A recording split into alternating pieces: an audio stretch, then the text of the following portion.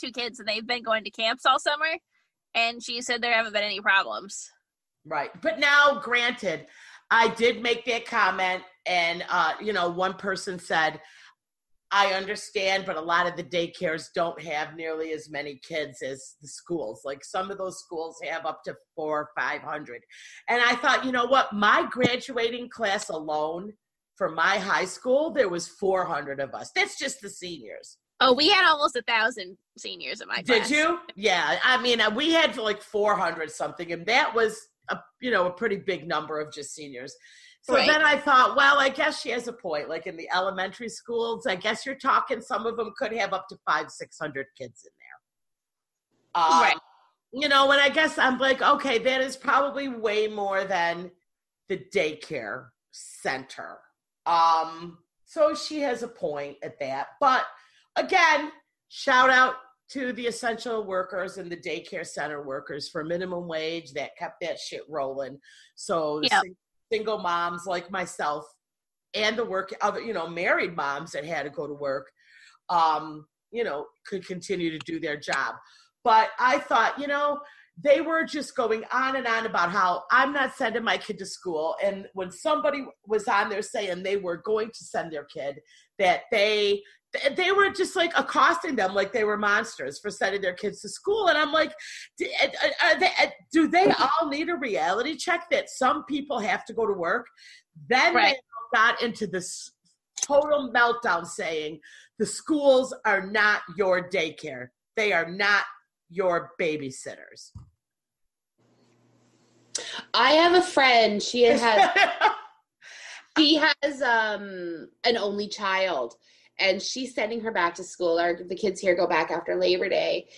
And she's like, I have to do this for Cassidy's mental health. Like, she's like, we can afford that I could stay home if needed. Like, if it winds up they get shut down, I can stay home. I can take off work and stay home with her. Mm-hmm. She's like, but for her mental health, she needs to be in school with her friends. Like, this quarantine, being an only child, not seeing anybody has just taken such a toll on her. Well, I understand. And you'll never convince me that even the most hands-on parents, like, kids are not going to learn as much as they would going to school every day. They're just Thank you. And on another podcast, my next door neighbor's kids are staying home alone. Yes. They're like 5, 7, and 10. Both of the parents work full-time every day, and these 3 kids are staying home with laptops. Like, yeah, they're going to not do anything. They're going to play Fortnite all day. Thank you. 1, I don't think that's even legal. 2, clearly the kids are not going to do the work. Like, no. I barely do my work at home, and I'm an adult. Yes. And you know what, Jen? I've got to tell you, I know we talked about this on the last show where Jen was like really concerned about her neighbor's kids. But I'll feel so bad if she's listening, and that's why I have to whisper because my window's open. But yeah, no, I mean, I completely understand. But she's also in a situation where she has to work. And, like, what is her other options, do you think? Okay, so I don't have kids, so I'm trying to kind of whisper because, like, the and you've had a few cocktails, but that's okay. But, like, she has a factory job. So she's around, like, 500 people a day. Mm-hmm. So I don't feel like her going to work is that much safer than the kids going to school. Oh, she has the option. No, I'm sorry. She's here. Oh, yes. They can send them to school or they can do virtual. They can do either or. I understand what you're saying. She has the option. They don't have to do virtual. She wants to keep them home because she thinks it's not safe for them to go to school. Okay. But she works in a factory. Right. Yeah. No, I understand. No, that's totally. Yeah. She's gonna get anyways. Yeah. And I tell you what, like right now where I am, like the city school districts here are not opening. They're staying closed for like 12 more weeks. Like they're not opening at all. Oh, and no. I feel schools all open. Yeah, no, but I feel terrible for a lot of these kids because I mean, a friend of mine, her grandson is with the father. Okay, her daughter lost custody and the father has him now, and it's a long story. She tried to get the baby at the time, but they wouldn't. It's parental. He got him. and he's, not the greatest, but they don't have internet. They don't have cable. Yeah. So what are they going to do? That's what I'm saying. She's like, he didn't learn anything the first shutdown because they didn't have internet or cable. He doesn't have a computer. Even if they did, he couldn't even sign on to Zoom. He doesn't have any of that. So basically this kid has got, and it's a very important time for him. He's like 11 or 12. Like this is like 7th grade, 6th grade, That's right. Like I understand if your kid's in kindergarten, 2, 3, 4, whatever, really what are they learning that you can't teach them? Right. But he's at a very crucial time in his life, and it's very sad because this little kid is not living in the best conditions. I believe he just goes from trailer park to trailer park. At one point, they didn't even have running water. Oh my God. We know this because she was trying to get custody, and she just couldn't. Like the judge just kept giving it to him because he was the parental, the father. But it's a very sad situation. But the fact that this poor kid's not going to be able to go to, isn't going to learn anything. And so he's just one example of how many kids. That's the problem. This is these schools that aren't opening or where, low income people are living and, they just don't, a lot of these people don't have internet and there's no computers. And then I feel, yeah. Do we think teachers should be put in a bucket with essential workers like doctors, nurses, police officers, firemen? They are. I'm an essential worker. I work at a restaurant that never closed. Yes. Well, you are essential. I agree with you, but it's just interesting to me because for the most part, they seem to be the only category of essential worker who's throwing a fit about doing their job. Right. I mean, what about all the people that work at Walmart for minimum wage? They were essential no matter what, right? Target. Right. Like imagine the grocery store people, like they are probably the most essential besides them, maybe like the truckers that are getting the food to work. If those two chains stopped, everything would have been done. Like you can deal, there's nothing at Walmart that you can't live without. There's Amazon, any of those places, you can deal with anything. Grocery stores, basic needs. If that shut down, like the majority, there's so many people that are paycheck to paycheck. Like literally, if everything shut down right now and I was stuck in my house, I could probably live 3 months, probably stretch it to 6 months. Like I'm stocked with like canned food, soups, beans, pastas. Like I wouldn't be happy, but that stuff's there if I needed it. There's a lot of people that live paycheck to paycheck though, that their cupboards are empty, their fridges are empty. Yes. That's right. For the week what they need. Some people buy for the couple of days what they need. Exactly. And if those people aren't working in a grocery store, they can't work. When everything shut down or when everything first started, that was the big problem with people that were stockpiling, is so many people can't, and luckily we're all in a situation that we can, thankfully. Stuff comes up, but so many people can't stockpile that stuff. Like they're literally, they have to wait until their next paycheck to be able to go to the grocery store and buy another 4 rolls of toilet paper, another bag of pasta. What about diapers and formula? Right? Like, yeah. I mean, I know when the pandemic first started. She had to buy herself a bidet because they couldn't get toilet paper anywhere. It wasn't for lack of money, but imagine you were in that same situation and add on to it, you have no money. Right.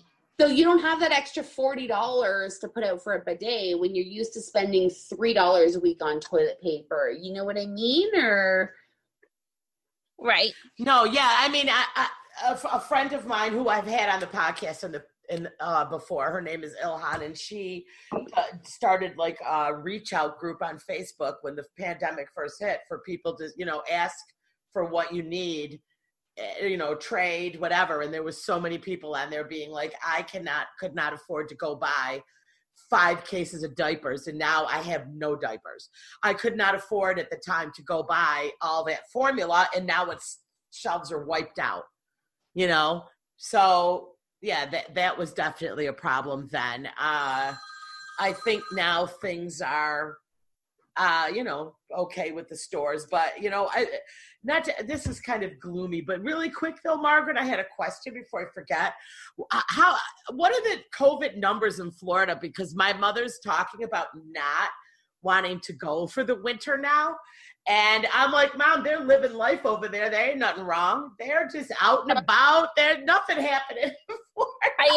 That part is accurate. As far as the numbers, I truly don't know, because I feel like it doesn't matter, which I know is kind of a wild thing to say. Right. But it seems like the majority of the people of Florida have decided to do kind of what you're saying, which is like, we're just going to keep marching on. Right. Know? But and so, and for me, I don't, again, perhaps foolishly, whatever, I'm just not that worried about it for myself. And my husband goes to work every day at the golf course. And so, and he's seeing hundreds of people every day. So I'm just like not.